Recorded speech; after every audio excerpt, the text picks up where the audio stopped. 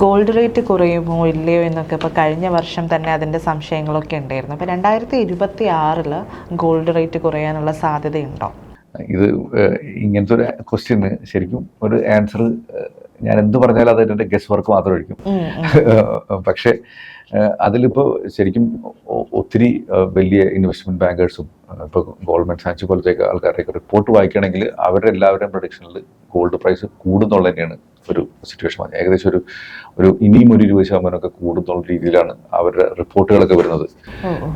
പക്ഷേ നമ്മൾ നോക്കുകയാണെങ്കിൽ ഗോൾഡിൻ്റെ ഒരു സാധാരണ ഒരു ട്രേഡേഴ്സിനോടൊക്കെ നമ്മൾ ചോദിക്കുകയാണെങ്കിൽ, ശരിക്കും ഗോൾഡ് ഉപയോഗിക്കുന്ന ആൾക്കാരോടൊക്കെ ചോദിക്കുകയാണെങ്കിൽ അവർ ഫണ്ടമെന്റലി ഗോൾഡിന്റെ വില പറഞ്ഞത് ഏകദേശം ഇപ്പോഴത്തെ വില തന്നെ ഏകദേശം ഒരു 30% കൂടുതലാണ് നിൽക്കുന്നത്. അപ്പോൾ ഒരു 30%-ത്തിനേക്കാളും ഇപ്പോഴത്തെ പ്രൈസ് തന്നെ ഒരു ബബിൾ എന്നാണ് എനിക്കറിഞ്ഞൂടാ, ശരിക്കും എന്താണെങ്കിലും 30% കൂടുതലാണ് നിൽക്കുന്നത്. അപ്പോൾ ഈ ഒരു സാഹചര്യം നമുക്കുണ്ട്. പിന്നെ ഇനി വരുന്ന ഒരു കാര്യം എന്ന് വെച്ചാൽ ഗോൾഡിൻ്റെ പ്രൈസ് എപ്പോഴും കൂടുന്നത് എപ്പോഴെന്ന് വെച്ചാൽ ഒരു ഡെഫിനറ്റ്ലി ഒരു ജിയോ പൊളിറ്റിക്കൽ ടെൻഷനുള്ള സമയത്താണ്. അപ്പോൾ ഇപ്പോഴത്തെ ഒരു സിറ്റുവേഷൻ ജിയോ പൊളിറ്റിക്കൽ ടെൻഷൻ ഉണ്ട്. അപ്പോൾ ഇവൻ പല ആൾക്കാർക്കും ഇവൻ ഗോൾഡിന് ഒരു കറൻസി പോലെ ഇപ്പോൾ കാണുന്ന ഒരു സിറ്റുവേഷൻ ഉണ്ട്. ഇപ്പം ഇതൊക്കെ പല ആൾക്കാരും പല പേരിട്ട് വിളിക്കുന്നതാണ്.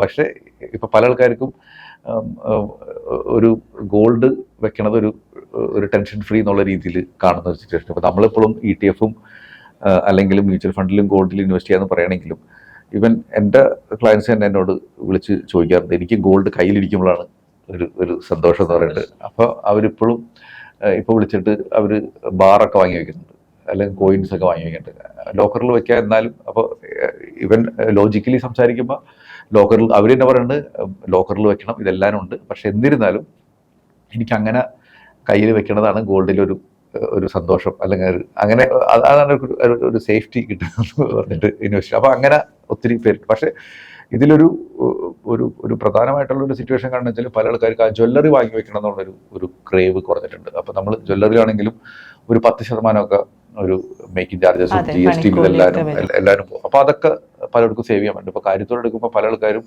അത്യാവശ്യം ഒരു റിച്ച് ഫാമിലിയിലൊക്കെ നോക്കണമെങ്കിൽ ഗോൾഡ് ജ്വല്ലറി ആയിട്ട് വാങ്ങും. ഇവർ നല്ല ഡിസൈനുകളൊക്കെ വാങ്ങുള്ളൂ. നല്ല ഡിസൈനൊക്കെ ശരിക്കും പറഞ്ഞാൽ ഇപ്പോഴും നല്ല മേക്കിംഗ് ചാർജസ് ഉണ്ട്.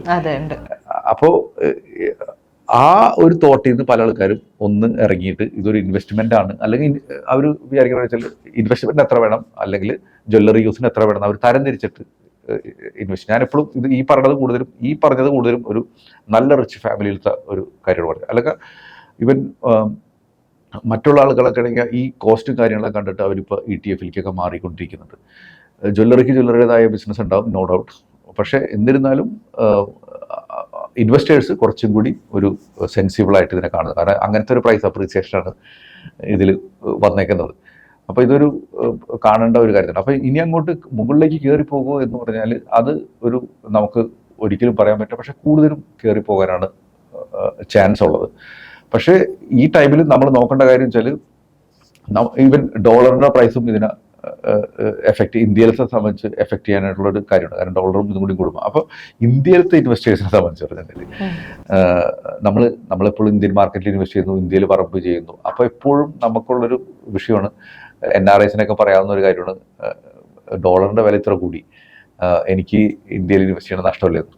അപ്പോൾ അങ്ങനത്തെ ഒരു തിങ്കിങ്ങിൽ ഗോൾഡ് ഒരു ഇൻഫ്ലേഷൻ ഹെഡ്ജ് ചെയ്യുന്ന ഒരു സാധനമാണ്, ഇൻഫ്ലേഷനെ ബീറ്റ് ചെയ്യുന്ന ഒരു സാധനമാണ്. അതോടൊപ്പം തന്നെ കറൻസിയുടെ സ്ട്രെങ്ത്തിനെ ബീറ്റ് ചെയ്യുന്ന ഒരു സാധനം കൂടിയായിട്ട് വർക്ക് ചെയ്യുന്നുണ്ട്. അപ്പോൾ ഇന്ത്യൻസിന് ഗോൾഡ് ഇൻവെസ്റ്റ് ചെയ്യുന്നത് ഭയങ്കര റിലവൻ്റ് ആവുന്നുണ്ട് ഈ ഒരു സാധനം പറഞ്ഞാൽ. ഇപ്പോൾ ഗോൾഡ് ഇൻവെസ്റ്റ് ചെയ്യുന്നത് ഒന്നില്ലെങ്കിൽ സ്റ്റാഗറായിട്ട് ഇൻവെസ്റ്റ് ചെയ്യുക, പീരിയോഡിക്കലി ഇങ്ങനെ എല്ലാ മാസവും ഇങ്ങനെ ഇൻവെസ്റ്റ് ചെയ്തുകൊണ്ടിരിക്കുക. അതൊരു നല്ലൊരു വഴിയാണ് ഇൻവെസ്റ്റ് ചെയ്യാനായിട്ട്. അപ്പോൾ അതൊരു നന്നായിട്ട് ചെയ്യാവുന്ന കാര്യമാണ്. അപ്പോൾ ഇപ്പോൾ ഇനി ചിലപ്പോൾ ഒരു 5-10% ഹൈക്ക് ഉണ്ടാവാനായിട്ട് ചാൻസ് ഉണ്ട്, കൂടുതലും അതിലുള്ള ചാൻസ് ഉണ്ട്. അപ്പോൾ ഇതൊരു ലോങ് ടൈം വ്യൂവിൽ കണ്ടിട്ട് നമ്മുടെ ഒരു അസറ്റ് അലോക്കേഷൻ കൃത്യമായിട്ട് മനസ്സിലാക്കിയിട്ട് ഇൻവെസ്റ്റ് ചെയ്യണമെങ്കിൽ ഗോൾഡ് ഇസ് ഗുഡ് ഇൻവെസ്റ്റ്മെൻറ്റ്.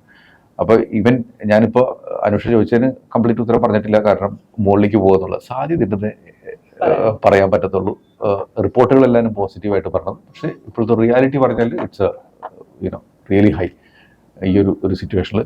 അപ്പോൾ നമ്മുടെ അലോക്കേഷൻ കുറച്ച് വെക്കാന്നുള്ളത്. ഈവൻ അതേപോലെ തന്നെ നമ്മുടെ അസറ്റ് അലോക്കേഷൻ്റെ ഭാഗമായിട്ടൊക്കെ പലപ്പോഴും നമ്മൾ ചിലപ്പോൾ ഒരാൾക്കൊരു 20% ഗോൾഡ് വെച്ചിട്ടുണ്ടാവും. ഇപ്പോൾ മൊത്തം ആ സെറ്റ് നോക്കണമെങ്കിൽ 40% ഉണ്ടാവും. Ideally speaking you should cut it. പക്ഷെ ഇപ്പോൾ നമ്മൾ കട്ട് ചെയ്യാന്ന് പറയുമ്പോൾ നമുക്കൊരു പേടിയാണ്, എന്തിനാ കട്ട് ചെയ്യണം എന്നുള്ളത്. അപ്പോൾ ആ ഒരു ടെൻഷനും ഇപ്പോൾ നിൽക്കുന്നുണ്ട്. പക്ഷേ gold we can consider S more of A safety investment kind of A thing. അതാണ് ഒരു സിറ്റുവേഷൻ പറഞ്ഞതിൽ. ഇപ്പം എനിക്ക് അതേപോലെ തന്നെ തോന്നുന്നു സിൽവറിലും നിക്ഷേപം കൂടുന്ന ഒരു സാഹചര്യം നിലനിൽക്കുന്നുണ്ട്. ആ ഒരു മാറ്റത്തെ എങ്ങനെയാണ് കാണുന്നത്? സിൽവർ ശരിക്കും ഗോൾഡിനേക്കാളും ഇൻഡസ്ട്രിയൽ യൂസ് ഉള്ള ഒരു അസറ്റാണ്. അതൊരു കാര്യം.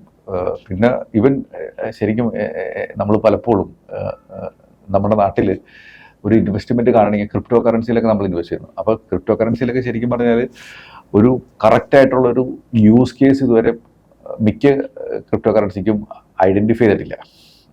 കംപ്ലീറ്റ്ലി റെഗുലേറ്റഡ് അല്ല, എന്നിട്ട് പോലും ആളുകൾ ഇതിൽ ഇൻവെസ്റ്റ് ചെയ്യുന്നുണ്ട്. അപ്പോൾ പക്ഷേ സിൽവറിനെ പോലത്തെ അസറ്റുകൾ നോക്കണമെന്നുണ്ടെങ്കിൽ it's a very clear, it's a regulated. ഇപ്പോൾ ETF-ലേക്ക് ഇൻവെസ്റ്റ് ചെയ്യണമെങ്കിൽ മ്യൂച്വൽ ഫണ്ട് സിൽവറിലൊക്കെ ഇൻവെസ്റ്റ് ചെയ്യണമെങ്കിൽ ഹൈലി റെഗുലേറ്റഡ്. പിന്നെ ഇവൻ നമുക്ക് ബാറായിട്ട് വാങ്ങിക്കണമെങ്കിലും പ്യൂരിറ്റി എന്നുള്ള ചെക്ട് അത് ഉണ്ട്. ഇനി ഇതിൻ്റെ യൂസ് കേസ് എന്ന് വെച്ചാൽ ഇപ്പോൾ EV പോലത്തത്, അല്ലാന്നുണ്ടെങ്കിൽ ഫോൺ, ഇതിലെല്ലാത്തിലും ഇൻഡസ്ട്രിയൽ യൂസ് സിൽവർ ഉണ്ട്. അപ്പോൾ ഇങ്ങനെ നോക്കുകയാണെന്നുണ്ടെങ്കിൽ silver is A good asset now. മറ്റുള്ള ഒരു ഒരു ഡിഫെൻസീവ് ആയിട്ടുള്ള ഇൻവെസ്റ്റേഴ്സിനെ സംബന്ധിച്ച് പറഞ്ഞാൽ it's a very good asset.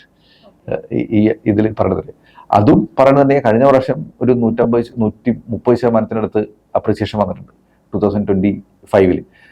ആ സെയിം അപ്രിസിയേഷൻ നടക്കുമെന്ന് വെച്ചാൽ ഡിഫിക്കൽട്ട് ടു സേ. പക്ഷേ ഒരു 10% അങ്ങോട്ട് കയറി പോകാന്ന് പറഞ്ഞാൽ that is A real possibility ഇത് നോക്കണമെങ്കിൽ. അപ്പോൾ ഈ ഒരു നമ്മൾ നോക്കേണ്ട കാര്യം നമ്മുടെ ഗോൾ എത്രയാണ്, അതിന് ഇക്വിറ്റി അലോക്കേഷൻ എത്ര വേണം, സിൽവർ എത്ര വേണം, ഗോൾഡ് എത്ര വേണം, അങ്ങനെ ചെയ്യണമെങ്കിൽ you will have A winner. ആ ഒരു സിറ്റുവേഷൻ പറഞ്ഞാൽ ആൻഡ് നമ്മൾ സിൽവറിലൊക്കെ അല്ലെങ്കിൽ ഗോൾഡിൽ ഇൻവെസ്റ്റ് ചെയ്യുന്ന സമയത്ത് നമുക്കൊന്ന് ബൾക്കായിട്ട് ഗോൾഡും സിൽവറും വാങ്ങി വയ്ക്കാവുന്നതാണ്. ഇതേപോലെ തന്നെ നമുക്ക് ഇപ്പോൾ ഫ്യൂച്ചേഴ്സും വാങ്ങി വയ്ക്കാം. നമുക്കിപ്പോൾ MCX-ൽ ഇപ്പോൾ നാഷണൽ സ്റ്റോക്ക് എക്സ്ചേഞ്ച് പോലെ തന്നെ അല്ലെങ്കിൽ ബോംബെ സ്റ്റോക്ക് എക്സ്ചേഞ്ച് പോലെ തന്നെ മൾട്ടി കമ്മോഡിറ്റി എക്സ്ചേഞ്ച് ഉണ്ട്. അതിൽ നമുക്ക് ഓപ്ഷൻസ് ആയിട്ടോ അല്ലെങ്കിൽ ഫ്യൂച്ചേഴ്സ് ആയിട്ട് നമുക്ക് വയ്ക്കാം. അപ്പോൾ ഫ്യൂച്ചേഴ്സിൻ്റെ ഒക്കെ ആണെങ്കിൽ 3 വർഷമാണ് അതിൻ്റെ വാലിഡിറ്റി. പക്ഷേ നമുക്ക് ഈ പ്രൈസിൽ നമുക്ക് അത്ര കോൺഫിഡൻ്റ് ആണെങ്കിൽ we can roll over also. നമുക്ക് എല്ലാ പ്രാവശ്യവും ഇത് വാങ്ങിക്കൊണ്ടിരിക്കാം. ഇതൊരു ചെറിയ ഇൻവെസ്റ്റേഴ്സിന് ഐ വോണ്ട് റെക്കമെൻഡ്. പക്ഷേ ഒരു അത്യാവശ്യം നല്ല ഇൻവെസ്റ്റേഴ്സിനൊക്കെ ഇത് കൃത്യമായിട്ട് പഠിച്ചിട്ട് ഇൻവെസ്റ്റ് ചെയ്യണമെന്നുണ്ടെങ്കിൽ that is also one option. Especially industrial use ഉള്ള ആളുകൾക്ക്, ജ്വല്ലേഴ്സിന്, അവർക്കൊക്കെ MCX-ൽ ഇതിൽ വന്ന് ചെയ്യാവുന്ന. ഈ MCX-ൽ വന്ന് പറയുമ്പോൾ എനിക്ക് ഉള്ള പേടി ഇതാണ്, നമ്മളിതെല്ലാം പറയും ഒരു ഹെഡ്ജ് പോയിന്റ് ഓഫ് വ്യൂ പറയാമെന്ന്, അല്ലെങ്കിൽ ഒരു ഇൻവെസ്റ്റ്മെന്റ് പോയിന്റ് ഓഫ് വ്യൂ പറയാമെന്നുള്ളത്.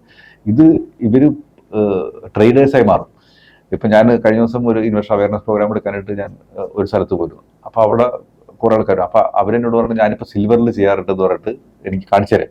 അപ്പോൾ അവരോട് ചില ദിവസം ഒറ്റയടിക്ക് 12,000 രൂപ കിട്ടും. പക്ഷെ പോകുമ്പോൾ ഒരുമിച്ച് അങ്ങോട്ട് പോകരുത്.